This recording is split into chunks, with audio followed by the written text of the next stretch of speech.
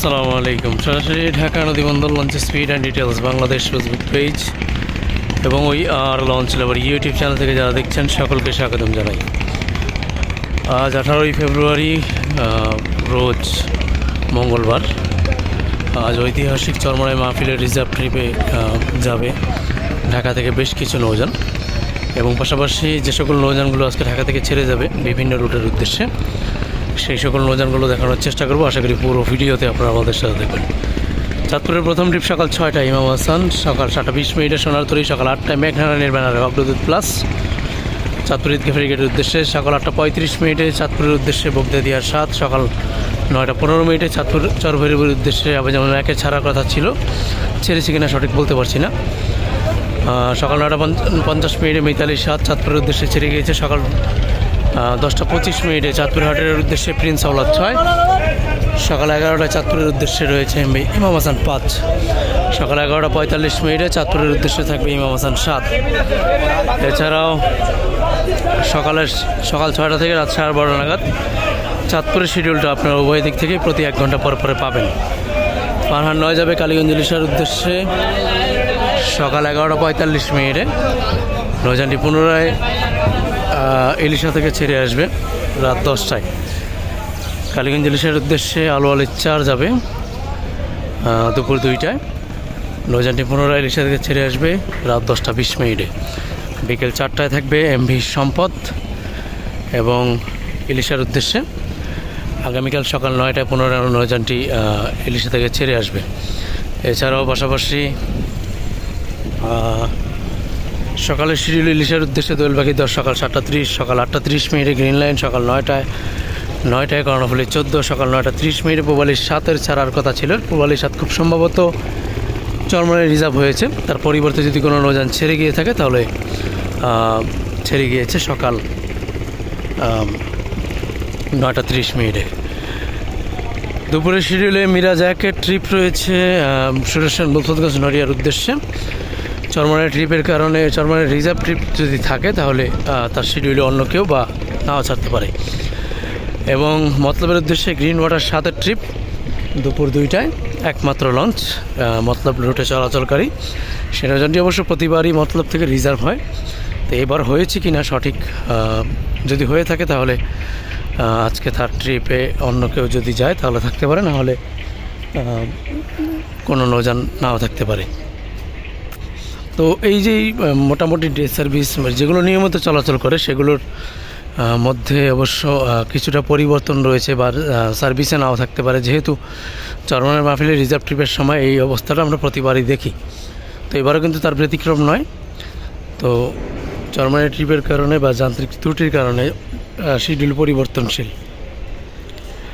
এবারে night service দিকে আগানো যাক। 10 মিনিট চরকাদল করলে পারাবন্দর কেবলের উদ্দেশ্যে কোনো নৌযান আজকেও নেই, গতকালকেও ছিল না। আজকে অবশ্য পারাবত 15 ট্রিপ, পারাবত 15 রিজার্ভ ট্রিপে গিয়েছে চরমনাই মাহফিলে। জাকির সম্রাট 3 যাবে ঘোষিয়াটের উদ্দেশ্যে, সন্ধ্যা 6টা 30 মিনিটে ভোলাখিয়া ঘাটের উদ্দেশ্যে কর্ণফুলী 10, রাত 8টা 30 মিনিটে নৌযানটি ঢাকা নদীবন্দর ত্যাগ করবে। পাশাপাশি ধুলিয়া গঙ্গাপুর বোরহানুদ্দিনের উদ্দেশ্যে মানিক 1 যাবে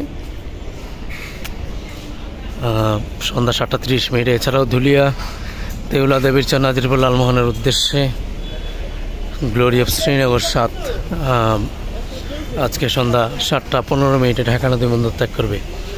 পাশাপাশি ধুলিয়া নারায়ণপুর কালাইয়ের উদ্দেশ্যে ধুলিয়া 1 সন্ধ্যা 6টা 30 মিনিটে ছেড়ে যাবে। গতকালকে আমরা দেখেছিলাম ধুলিয়া কালাইয়ার কোনো নৌযান ছিল না, তারপরে চরমন্তাদের নৌযান ছিল না, পায়রাবন্দরের নৌযান ছিল না। আজকে কিন্তু কালাইয়ার নৌযান রয়েছে। যাই হোক, চরমন্তাজ রুটের যাত্রীরা বিকল্প রুট ব্যবহার করবেন, চরমন্তাজ এবং পায়রাবন্দর রুটের যাত্রীরা বিকল্প রুট ব্যবহার করবেন, কারণ চরমনাই রিজার্ভের কারণে এই দুটি রুটে নৌযান নেই। মনপুর হাতিয়ার উদ্দেশ্যে তাশরিফ 1 প্রথম ট্রিপে, দ্বিতীয় ট্রিপে থাকবে ফারহান 8 তাশরিফ 2-এর ব্যানারে।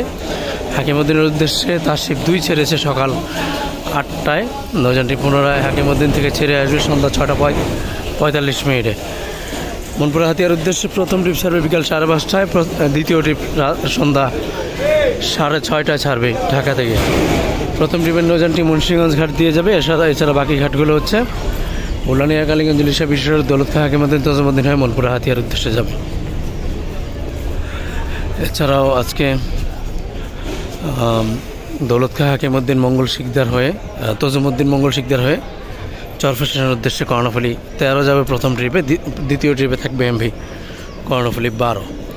প্রথম ট্রিপ ছাড়বে রাত 8টায়, দ্বিতীয় ট্রিপ ছাড়বে রাত 8টা 25 আজকে কিন্তু ঢাকা থেকে বরগুনার উদ্দেশ্যের কোনো নৌযান নেই। বরগুনার উদ্দেশ্যে ঢাকা থেকে কোনো নৌযান নেই। বরগুনার যাত্রীরা বিকল্প রুট ব্যবহার করবেন। যারা চাঁদপুর থেকে চরমনাই যাবেন তারা কিন্তু আজকে অবশ্য ঝালকাঠির লঞ্চ ব্যবহার করতে হবে আপনাদেরকে। তো আজকে ভাসানচারের উদ্দেশ্যে রয়েছে রাজহংস 8। রাত 9টা 45 নৌযানটি ঢাকা নদী বন্দর ত্যাগ করবে। পাশাপাশি শৌলামলাদের উদ্দেশ্যে মানিক 5 রয়েছে সন্ধ্যা রাত 8টা 45। বরিশাল নন্দীবাজারের উদ্দেশ্যে যদি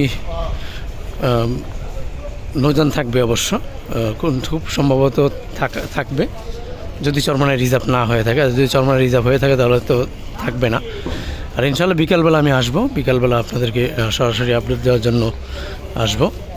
তো বরিশাল নন্দীবাজারের উদ্দেশ্যে যদি নৌযান থাকে তাহলে রাত 8টা 30 থাকবে। এবং আজকে ঢাকা থেকে বেশ কিছু নৌযান রিজার্ভ হয়েছে চরমনাই মাহফিলের জন্য। তো যারা যেমনটা বলছিলাম যে যারা চাঁদপুর থেকে চরমনাই যাবেন তারা সুন্দরবন 12 লঞ্চটি ব্যবহার করতে পারেন।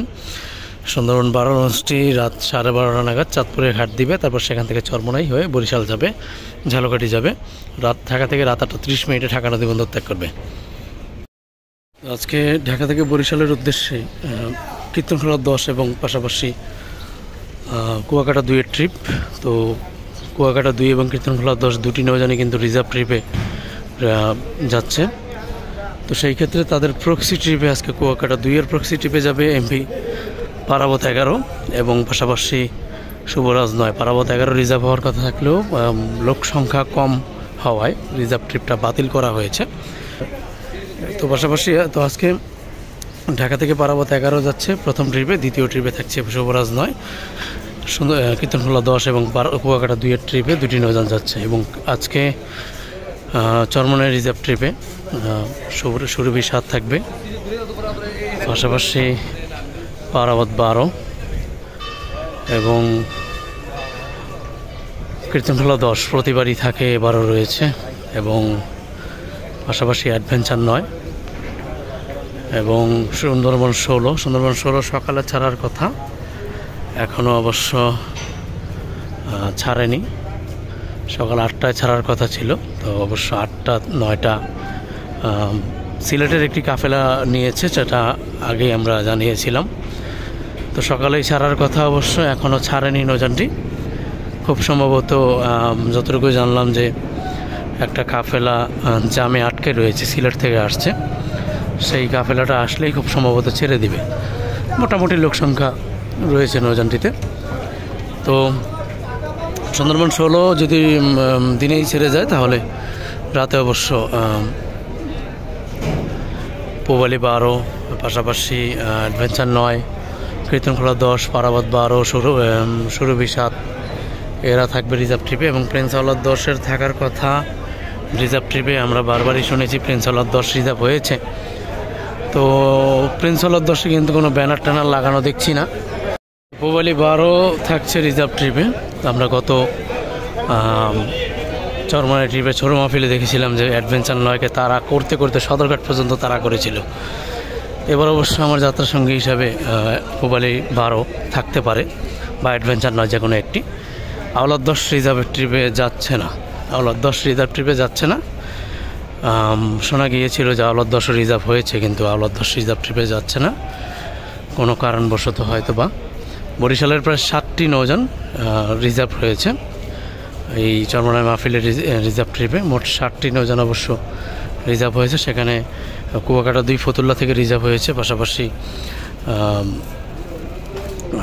ঢাকা থেকে অবশ্য সুরভি 7 এবং পাশাপাশি পারাবত 12, কীর্তনখোলা 10, অ্যাডভেঞ্চার 9, সুন্দরবন 16 মোট 6টি নৌযান অবশ্য রিজার্ভ হয়েছে, আর বাকি যে 6টি বা 7টি নৌযান রয়েছে তারা অবশ্য ট্রিপ চালিয়ে যাবে।